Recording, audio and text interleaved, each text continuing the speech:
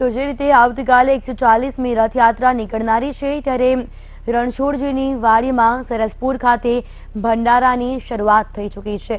મહત્વનું છે કે જે રીતે ભંડારો જે રીતે કરવામાં આવે છે તેની હવે શરૂઆત થઈ ગઈ છે।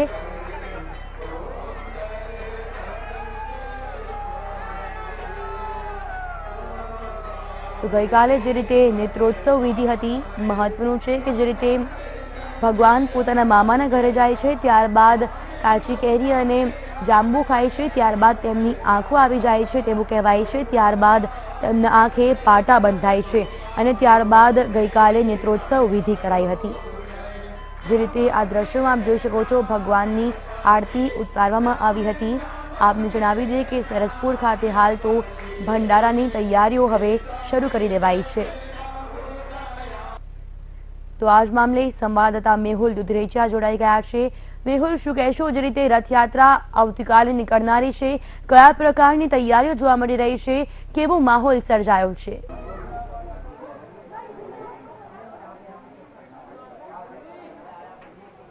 જેવી રીતે ભગવાન જગન્નાથજી, બહેન સુભદ્રા અને ભાઈ બલરામની સાથે આવતીકાલે નગરચર્યાએ નીકળવાના છે, ત્યારે અત્યારે મોસાળની અંદર ખૂબ જ ખુશીનો માહોલ જોવા મળી રહ્યો છે।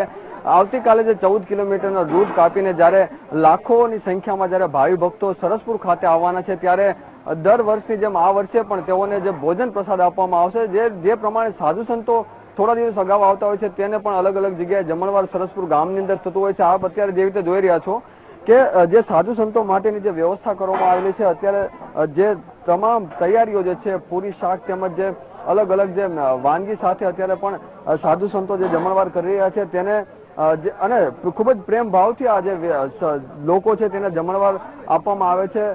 ગુંદી ગાંઠિયા તેમજ જે શાક હોય છે તે પણ સાત્વિક ભોજન જે હોય છે તે સાત્વિક ભોજન અહીં જે કરવામાં આવે છે। આ જે તમામ તૈયારીઓ જે છે તે અત્યારે અહીંયા ચાલુ છે। હજી પણ આવતીકાલે પણ વહેલી સવારે થી પણ ભોજન ચાલુ રહેશે। અત્યારે સાધુ સંતોનું ભોજન છે, સાંજે પણ સાધુ સંતોને ભોજન કરવામાં આવશે અને આવતીકાલે પણ જે ભાવિ ભક્તો આવશે, લાખોની સંખ્યામાં જે ભાવિ ભક્તો આવશે તેને ભોજન કરવામાં આવશે। જે પ્રમાણે અહીંના જે લોકો છે, જે આયોજકો છે, તેની સાથે આપણે વાત કરીશું। જે પ્રમાણે આટલા વર્ષથી આ પરંપરાને જાળવી રહ્યા છો, શું લાગી રહ્યું છે? કેટલો આનંદ થાય છે જયારે ભક્તોને અને સાધુ સંતોને જમાડવાના હોય છે? હાજી, જય જગન્નાથ, જય રણછોડ। દર વર્ષે નિયમિત અહીંયા અમે રથયાત્રાના આગળના દિવસે ખાસ કરીને દેશભરમાંથી પધારેલ સાધુ સંતોને સન્માનપૂર્વક આમંત્રણ આપીને અન્નદાન, વસ્ત્રદાન અને દક્ષિણા અમે યથાયોગ્ય એ લોકોને આપીએ છીએ અને તેઓનું આગળના દિવસે અંદાજે 1000 જેટલા સાધુ સંતોને અત્યારે પ્રસાદી આપવામાં આવે છે।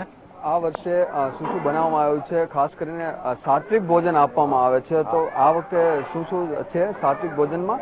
કોઈ ટેસ્ટી હોતું નથી, એના માટે તમે શું કહેશો?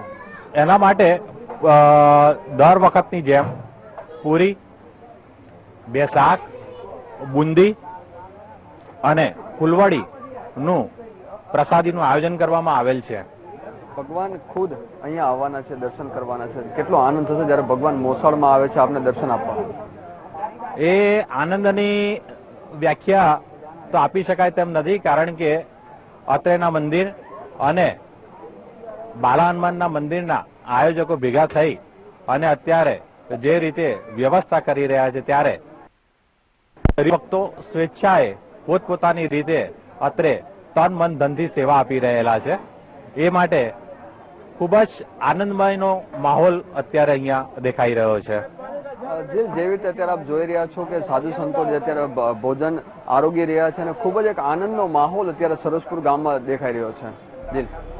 બિલકુલ, આભાર મેહુલ તમામ જાણકારી બદલ।